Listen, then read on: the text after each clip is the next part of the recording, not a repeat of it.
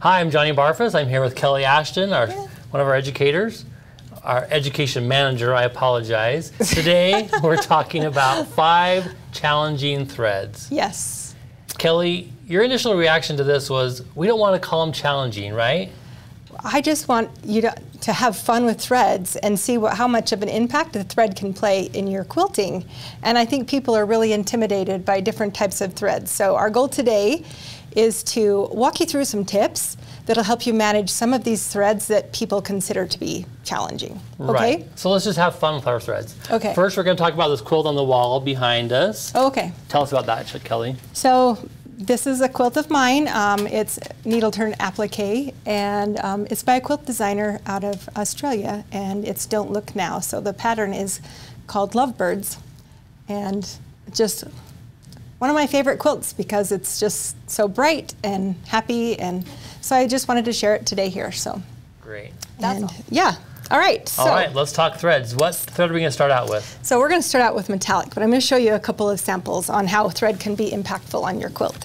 So this right here it's just you can see that I've used metallic, just colored threads, and black that matches the background, and you can just see how the thread either impacts it by the color or by the way it leaves. Like, you really don't see the line unless you're using contrasting thread. Right. If you use thread that matches, what you see is the unquilted part. So you get to see the texture that the thread leaves, okay? So that's one sample. That's amazing. This is another sample of how thread can impact your quilting. So this is just kind of gobs of thread. And at the end, I'm going to show you how to put 2 threads through 1 needle so that we can have some quilting like that. Here's another sample. Wow. How the thread work just kind of enhances the project a little bit. So. Is that a pillow? Yeah. That's it's so a pillow. great. Made that pillow on the Longarm, so kind of a fun project. I love it. This is just another one to kind of show thread play, how much fun thread can be in your quilting project.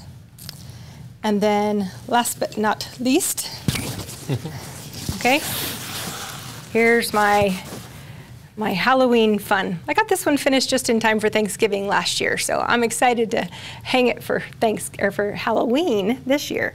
But I actually used the monopoly thread on this.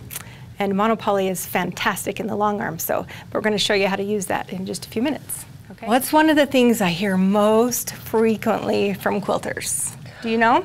My Amy, that's the name of the Amara, my Amy only likes quote thread. So we hear that a lot. I hear that a lot. My Amara just loves so fine. My machine loves fill in the blank thread. Right. And what's our reaction to that? Well, there's absolutely nothing wrong with that, but the truth of the matter is Johnny likes that type of thread, right? Johnny's confident in managing that thread. Right. So I want to expand your machine's ability today. So all of our Handi Quilter machines can manage any type of thread. That's if you're using high quality, right? That's the trick. High quality thread can be managed in this machine. So I'm going to show you some of the techniques that we use. Okay, so we're going to deal with metallic.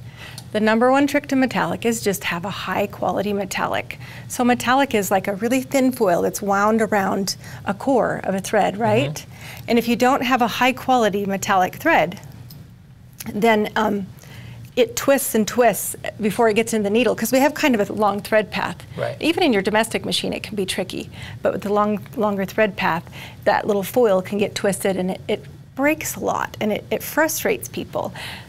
It's so fun to use, but one of the tricks that you can use, and this is from Bob at Superior Thread. This is his test. But if you have a metallic thread, pull out a section like this, and just hold it up in a U shape. Okay? If it twists up against itself, it's probably not a great metallic to use in your Longarm.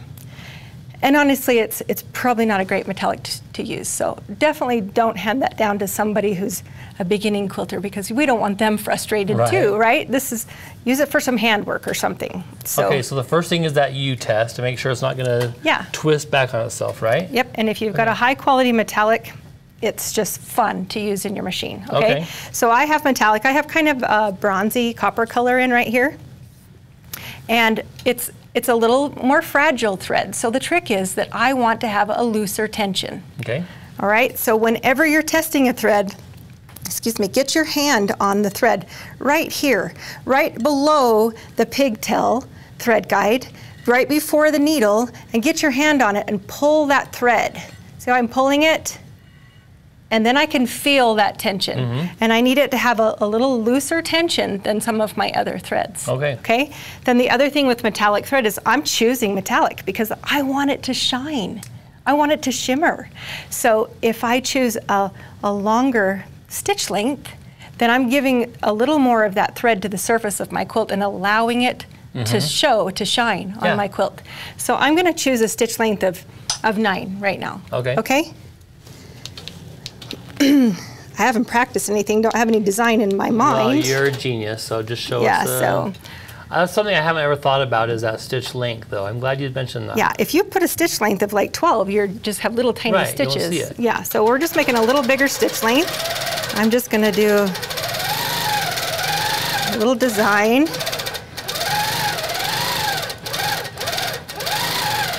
I don't know if you can see how fun this is and how it shimmers and shines.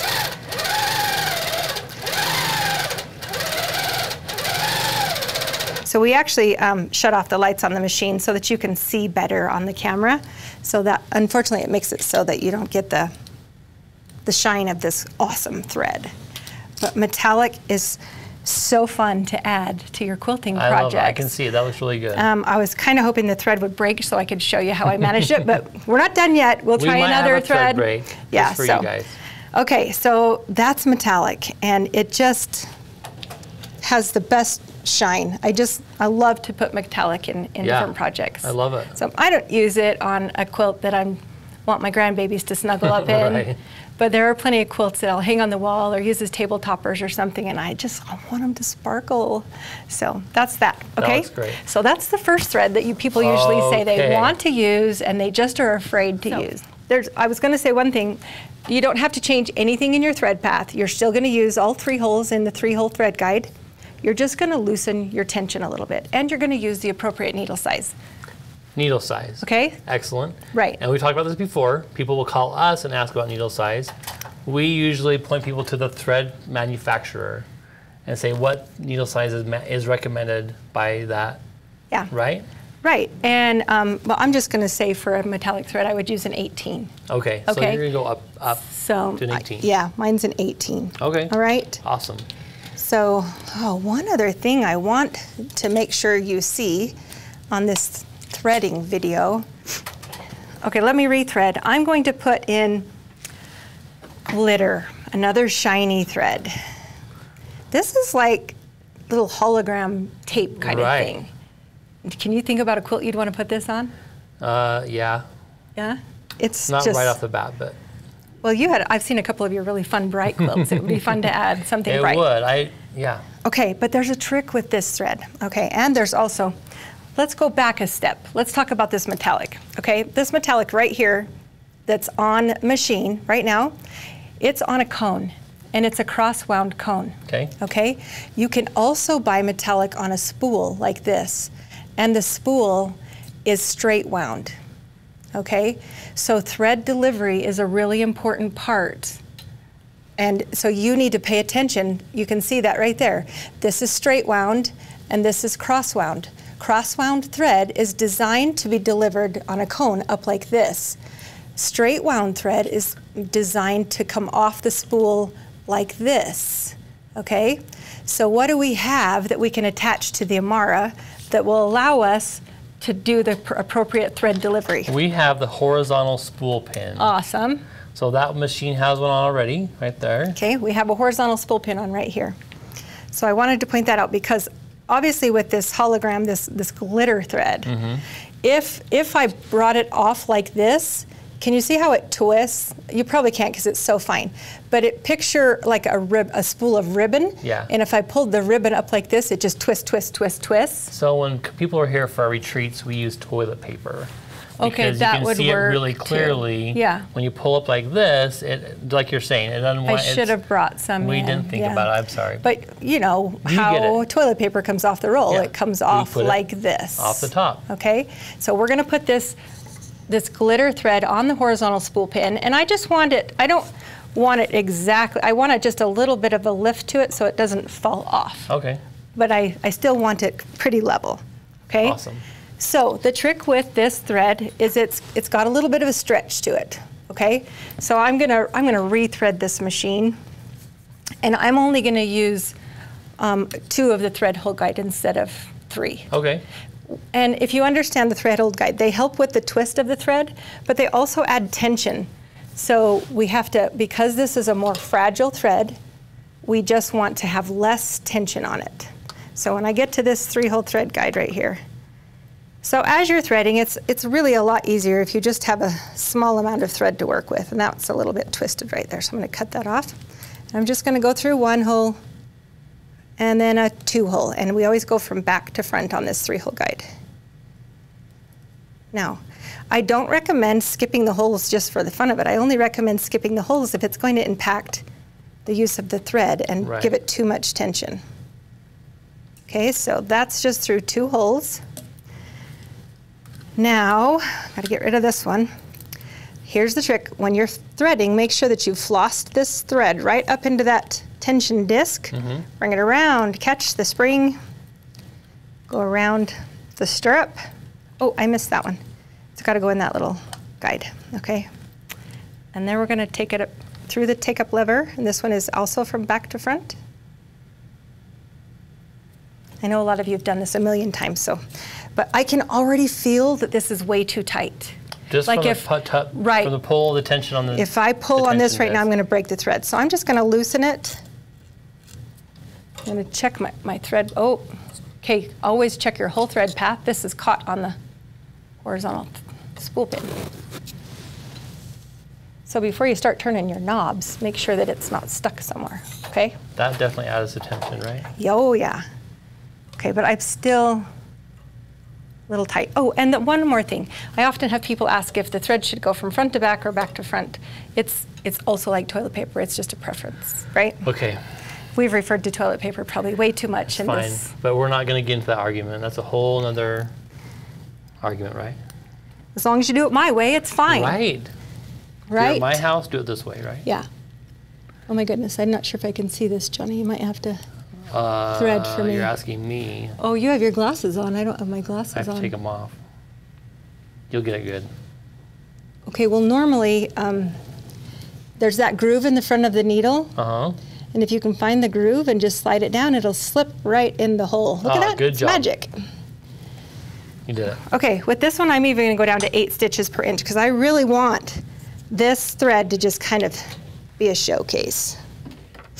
Okay, oh, I forgot to tell you about one of my favorite features of the Amara. Okay, what is it? It's the automatic tie-off. Like, it makes a little micro knot. So all I have to do is push this little button on the screen and then gently move the machine. It moved by itself because we're not perfectly level in here. Let's try that again. Okay, I'm going to push the button, and then I'm going to gently move the machine, and it'll take little micro stitches, the number that I choose. Right. So I have it selected at 5. Yeah. If I were working with a slippery thread, like a trilobal poly, I definitely want 5 or 6 stitches because that slippery thread has a tendency to slip out of each other. Right. So, okay. All right. So, yeah, you had to see that feature, right? Yeah. Yeah. It's awesome. Okay. Here's our stitching. Are you ready?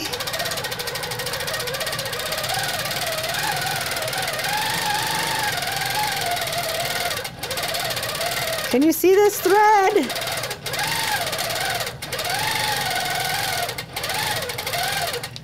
Can you see it? Well, what I love... Go ahead, tell me. What I love is it's not breaking. I know you wanted the thread to break, but... I know. The thread's not breaking. So that is definitely a tricky thread. Okay, right? If the thread broke, let's talk about what we would do. Let's talk about what we would do to fix it. Hey, what would we do? Well, if it's breaking, somehow along this thread path, it's being pulled too tight. Okay. So just like when we started, I'm going to go back and I'm going to look at the entire thread path. I'm going to look from where the spool starts to where it comes out of the needle, and just make sure it's not catching somewhere, right? If it's not, if it's a clear, clean thread path and it's still breaking, my tension's too tight. Yeah. It's too tight. Right. So even if I have to go back and make an adjustment to my bobbin tension, because the top thread of your job is to go down and pick up the bobbin thread, bring it up, and pull that bobbin thread into the middle of the quilt. Mm-hmm. So if it's having to work too hard at its job, it's going to snap. So I've got to reevaluate my bobbin thread if I'm having breaking issues. So when you're doing the drop test method, you give yourself a little variation on, it's a light perfect and a little tighter perfect, right? Do you understand? Like, we're not all exactly the same. So, so if you put it on the lighter, the looser tension, you're going to be better off with these more fragile, finer threads. Okay. Awesome. Okay, that's 2 threads. We got through 2. We got through metallic and we got through glitter. All right, what's next? Okay, how about monopoly? Oh man, people. Do you know what monopoly is? What is monopoly thread? Tell us what that is. You tell us. Monopoly is clear thread. So a couple of years ago, I was using monopoly in a quilt, and my friend said, "Hey, it looks like you got some hair in there."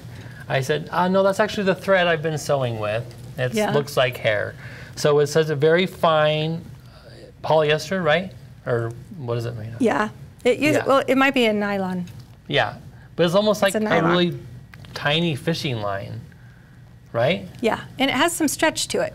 But so one of the first quilts I made, I took it to a Longarm quilter, and I'm like, just use clear thread. I don't know what to use. Same.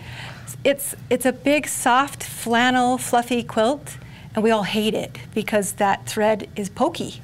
Oh, yeah. Like it pokes us. Mm-hmm. It's like fishing line. Yeah. The new generation of monopoly thread is not like that. It's so soft, and isn't it? Yeah. It just is Same. really... One of the first quilts I did, it was like a Hawaiian quilt, and I just had her do all over, but monopoly. Yeah. Tons of them have broken. So is this straight wound or is this cross wound, Johnny? What's our thread delivery system? This is straight wound because it's coming off of a spool. Okay. Right? Now let's talk about what's on the outside of this. This has a thread net. Okay. And what does that do? So I personally would only choose to use a thread net. Now other people have other reasons, but if I set this in my hand and it puddles down, if it falls off of the spool and puddles in my hand, I really need something to keep it in place while I'm using it. Yeah. Understand it also can add a little bit of tension, but generally monopoly can like puddle a little bit, even though. So I like to use it on monopoly, but my monopoly is on cones. Okay. So, but because this is on a spool and it's straight wound, I'm also going to use the same delivery system. I've got to have the horizontal spool pin. Right. Okay. Have you had enough of our threads yet? No. Tell them. We're only on 3 threads. This is 3? Yeah. So you're tying this one together. I'm going to tie this. So that means you're going to use 2 of the holes of the 3-hole thread guide. Yeah. Now some people use all 3 and some people use 2. So I'm going to say this one, see which works best for you, okay? And I used to think people who could do this next trick were geniuses or magical, one of the 2. Well, so hey, you're going to pull this all the way through. The tricky part is when you get to the tension discs, a lot of times it can pop out of that tension disc, and mine just broke. So if it's a really good day, that knot will pull all the way through even the needle. Right. I have done it successfully since then. I'm going to actually take off the thread net because... So you're not liking the thread net? No, I'm not. Okay. I can feel it's giving it a little bit of drag. Okay. And I'm going to take that off. Oh my, I just really don't know if I can thread this. Do we need like a flashlight or something? This is the one tricky part that I cannot take away from monopoly. It's really hard to see the end. I have heard tricks of a magic marker. I've heard that too. Yeah. But then you have to color the magic marker. I mean, you have to use a magic marker to color the end. I don't know. Well, guess what? It's working. So good. No special tricks. Good, good, good. Oh my. You guys, threading a needle on camera, that is a lot of stress. Okay, you have to try. I haven't licked the thread, I promise. Just give it a go. Okay, one of the other great things I love about the Amara is that it has awesome lighting in the bobbin case area. Did you do it? Yeah. Oh, you're the master. Okay, thanks, Johnny. Lighting in the bobbin area. Yeah, the lighting in the bobbin area is another one of my favorite features of this new generation machine. Okay, so here, I'm really gonna get my hand on this. I'm gonna fill that thread. I like the feel of it. Okay. Okay. Your tension spring isn't moving much. My tension spring is not moving much, so that's a good thing to point out. It's a good thing to check right there. I can see I'm moving it a little bit. A little bit. Okay. So I may have to adjust the tension a little bit, but I'm not seeing any of my bobbin thread up here on the top. Okay. So, okay, the monopoly thread, it's really hard to see, especially. So one of my recommendations would be the Handi light. Yes. Because that gives me a light that I can angle like this at the needle, and then I get this shadow where I can kind of see. I'm sure that you can't even see that on the camera, but the monopoly Stitch thread. a little bit more so they can see that texture. I think they can see that pretty well. All right. I've still got a big stitch length here. I'm okay with making a smaller stitch length with this because really it doesn't matter. I'm not seeing the thread at all. So the intention of monopoly is to give texture, right? Yeah. You're not, like you said, you're not trying to see the thread because it's invisible. It's mostly giving texture. Well, it is, and a lot of people will, let me move this out of the way. A lot of people will have a quilt that has two really varying opposite colors.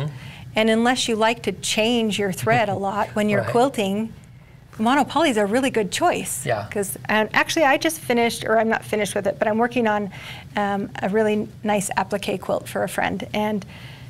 And hers has tans and browns and all kinds of colors in the applique, and I wanted to just stitch around all of them without leaving any kind of a trace. Right. And the monopoly was absolutely perfect. Yeah.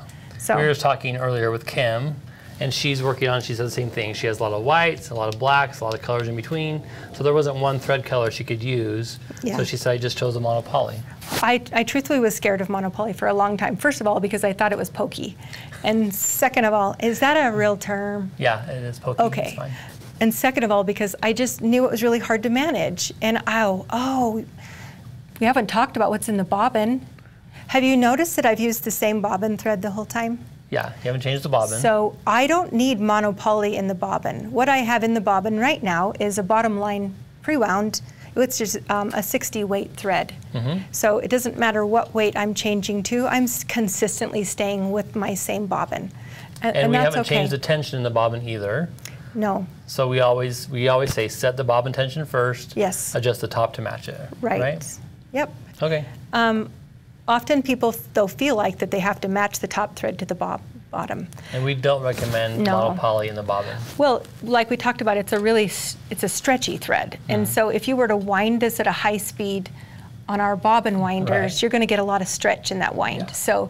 So I would not recommend winding a bobbin out of the monopoly. No. So you're going to have greater success with the monopoly if you just use a thread that matches your quilt. Okay. Okay? Monopoly, what's next? Okay. All right. Oh, I got to go with 100 weight thread. Have you ever tried it? Micro quilter? Micro quilter or kimono silk? Yeah, I haven't used silk yet, but I'm using micro quilter right now. Okay, I'm going to go with the silk because it's a better color on the book. Yeah, definitely. Let's do that. Okay.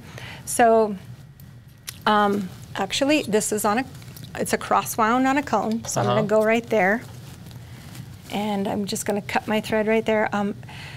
So I used to say there was only one thread that I used 2 holes with, but any of these fragile, finer threads, I'm just going to stick with the 2-hole. Okay. Okay, so I'm keeping the 2-hole for that.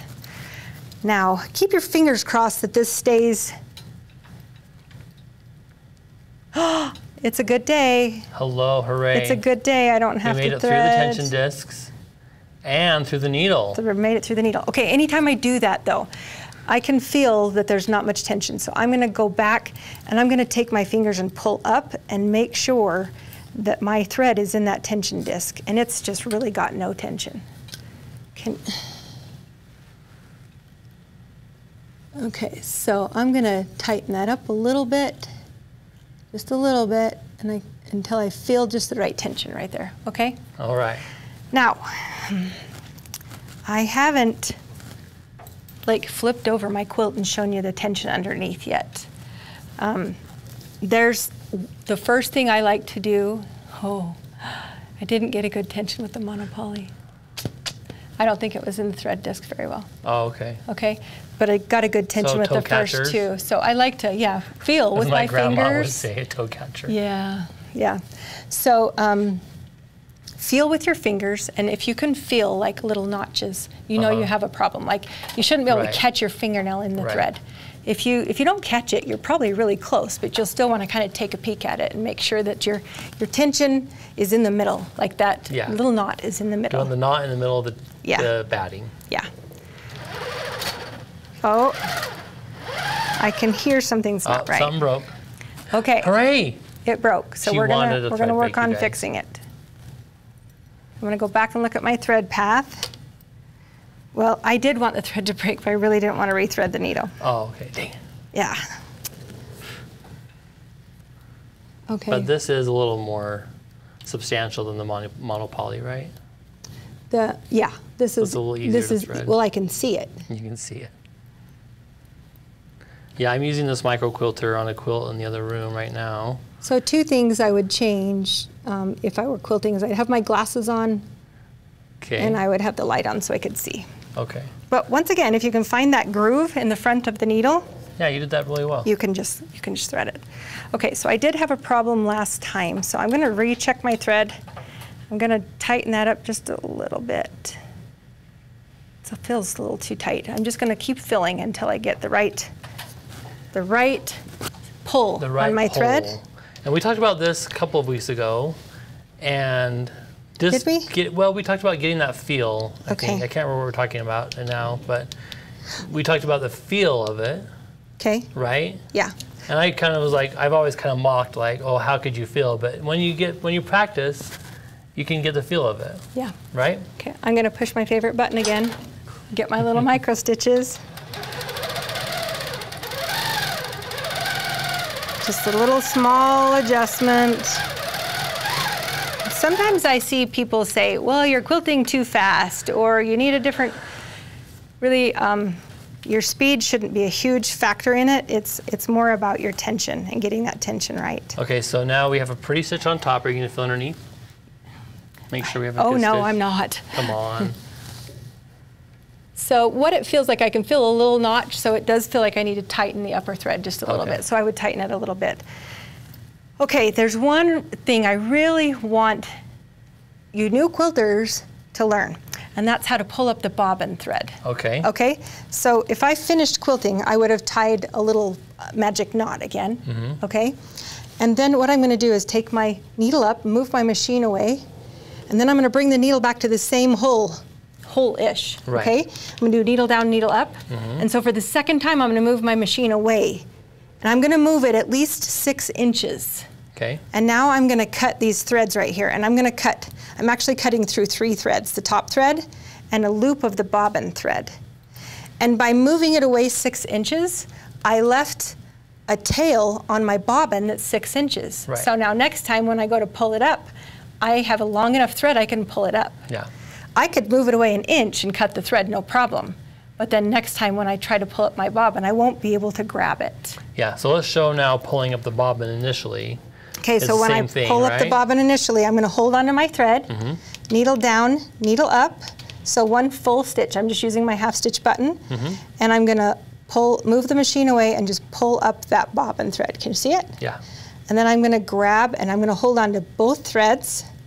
I'm going to hold the machine right there, push my magic button, move the machine. Oh, I love that. Did I tell you I like that? Yeah, you did. I'm going to show you a couple other ways to do it. If I didn't have the Amara, you didn't have the magic button, I can just use my needle up down, and I can hold my thumb on it, and it will just kind of do a little walking stick. Hey, I did not know that. Yeah, hold your thumb on that button. I didn't know you could do that. You don't have to go needle up, needle down, needle up, needle down. You just hold your thumb on it, and it'll do a little walking stitch. You learn something every day. Okay, let's show you one more time how to cut that bobbin thread. Stop. I'm going to do my little magic stitch. Needle up. Now I'm going to loosen my thread right here underneath that pigtail because I don't want to pull on those stitches I just did. Now on your domestic machine, when you're finished stitching, what do? You raise your presser foot. Right. And what does the presser foot do? Release the tension. Opens up the tension disc. We don't have that. So I've moved it away once, came back to my stitch, needle down, needle up, moved it away a second time. How far? 6 inches at least. Yeah. There's now I your can bobbin cut thread. all 3 of those threads right there. Beautiful. If you've got a little tail of bobbin thread, you did it right. Hey, I'm going to ask one question I've seen recently online. People saying, I'm getting these knots at the bottom of my quilt where I've stopped and started. Okay. What are they doing that's not correct? Most likely they're letting go of their threads too soon. They need to hold tightly to their top and bobbin thread while they do their magic stitch or your 5 little micro stitches. And let me show you one more thing I do. Okay? Please do. Have you had enough of me yet? Heavens no. Okay, I'm doing my magic stitch. Oh. One more thing the Amara does. Okay. I can program this 3rd button right there what I was to be my wondering. magic stitch. So I keep pushing that button because on my Amara at home, that's what it does. Yeah. Okay, but after I've tied those stitches, I raise the needle and then I take these 2 threads right here and I pull on them. And if they slip, I know I didn't get enough of a knot. Right? Like if they're slipping, or I broke it. Oh dear. But if they're slipping, I need to do some more micro stitches. Right. But I already have my knot, so I should be able to just go ahead and stitch because my knot was secure. Yeah. I've never heard that. I've never seen that trick before. Thank you. It helps me a lot. That's Okay. good.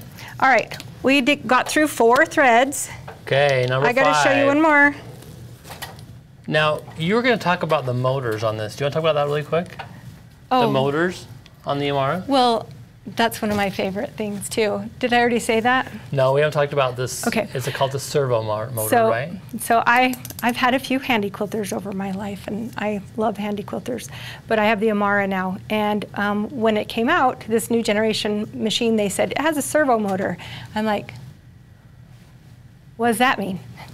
And I didn't, even when they explained it, I was kind of like, okay, that's great. So it's like you're driving with a foot on the gas and at the brake. So it's just like super responsive to your Right. starts and stops. I'm like, that's fantastic, great. But until I started quilting, and I'm a free motion quilter, so I just really like to have that machine moving fluidly with me. And with the servo motor, this machine is so smooth. When I come to a pause, it pauses with me, and when I start, boom, it's ready to go. I don't get a big stitch coming out of my point because that machine's ready to go with Right. me. The servo motor is awesome. And yeah. plus it makes you sound like you know something really important about like a car or something. I don't It's a servo know. motor. Is that Hey, what we have on if like you truck- tell me like- it works, I'm gonna buy it. But when I can see for myself how that benefits my quilting, that's a whole new world, right? Okay, be patient this with me. I'm gonna rethread silk? this. No, I'm taking out the silk. Oh, what are you putting on? The exact opposite of silk. The exact opposite of silk. Yes. Okay. Well, That is a what? it's a What? 12 weight thread. What weight thread is a silk or micro quilter? 100. 100. This is 12. So for you that don't know thread super well yet, You tell them. the higher the number, the thinner the thread. The lower the number, the thicker the thread.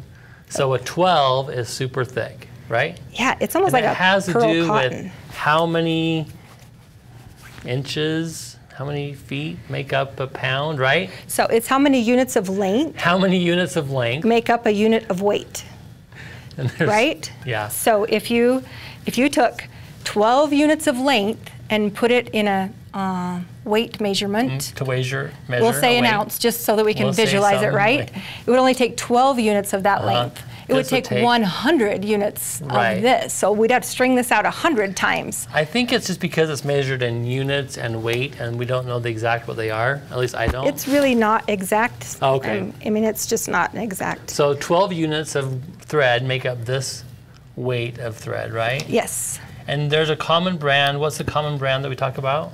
Well, this is actually a sulky thread. Okay, but we've talked about like So Sassy, is that So one? Sassy is one that I use from Superior Thread. Okay, that I use. So Sassy is one. Okay, the trick is, this is a 12 weight. I just had 100 weight in this needle. Do you think it's gonna fit? No, probably not. Well, it depends on if we're lucky today. What size needle do we have in there, do you know? No, Okay. but if I were doing it properly today, I would put a size 20 needle in here because that's got a bigger hole, a big enough hole to thread. And we were just talking the micro quilter that I'm using in the other room, I had probably a 14 or 16 in, but I kept breaking, so I just put a 12 size needle in, and then I got skip stitches. So we're going to go back to the drawing board on that one in there, but. Well, if we're skipping stitches, we have some other testing that we need to do, right? Okay, so I might not be able, I might have to change the needle, but I think we're kind of running out of time. So I wanted to show you how this stitches, but just looking at it on the fabric, you can see how fun it is. And it kind of can even make a, oh, I'm going to say it wrong, a Sashiko Stitch. I say Sashiko, but it's okay, probably there you Sashiko. Go. Yeah, if you have a really fine bobbin and you have this thick thread on the top, it almost looks like you've done a hand stitch. So, but you'd have to have a bigger stitch. But where would you put a thread like this? Somewhere where you want to see it. Yeah. I don't know. Anywhere you'd want the thread to really stand out. Want the thread to stand out. Right. Like a lot of those ones that you showed us, that you have a black background, and that thread is really showing up on there. Yeah. Okay, one more thing I'm going to show you before we go, and then I'm going to let you go. Have you ever wondered why there's 2 spool pins on our Handi Quilter machines? I have wondered that. Some of them even have 3, okay? Really? You can quilt with 2 threads. I'm gonna... 2 threads in the needle. Yeah. So when honestly, the first time I heard about this, same thing, I was like, what? Why would you do that? Until I tried it. Okay, so they have to come through the thread path together. So I'm just gonna tie. We should point out too, you are using a Fantastico and Magnifico. Those are both from Superior. They're both the same type of thread. They're a tri-lobo poly, and they are the same weight. They're both 40 weight. So here's the thing is, my experience is that, so I can't really tension the machine for a 50 weight and a 12 weight, right? It doesn't tension the same. But if I run through 2 threads through that are the same weight, they tension the same. I've seen people use 2 threads that are completely different opposite, but I have the best luck when I use 2 threads that are the same weight. Okay. Okay. And we found these 2 that are kind of similar. This one has some gold in it, and then that gold, right? I really like to choose a variegated and then choose one of the colors in the variegation, because it really gives a fun. I'm gonna have to spit on this one. I'm not touching that one. Come on, Johnny. I'm not touching it. Oh, I got one through, but I don't. Man, as if threading one needle wasn't hard enough. I did it. Threading one thread, good job. Okay. Okay, so show us how that looks on there. All right. One more stitching and then we'll leave you alone. It's kind of like, oh, I don't have a good tension. I got to tighten that up a little bit.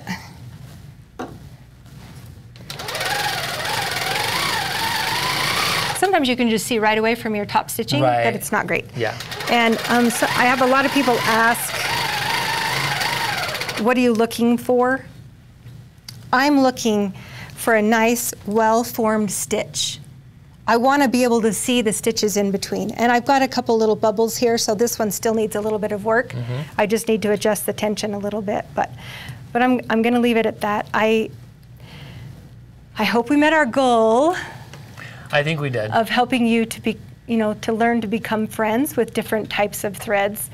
There's absolutely nothing wrong with choosing one and learning how to manage your machine. Absolutely nothing wrong with that. But when you get brave, I want you to know that all different kinds of threads will run beautifully through your Amara.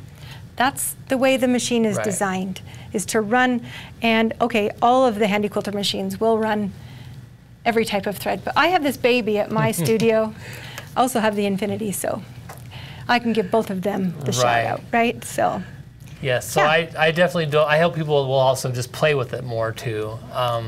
That's what I like seeing.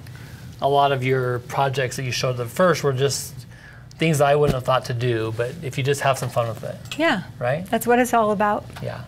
Have some fun quilting, right? Yeah. Okay. Well, thank you so much for watching. We appreciate it. Tune in next week. We're going to talk about rulers again. And make sure to like and subscribe to our channel. We appreciate it. Have a great day. Have fun quilting.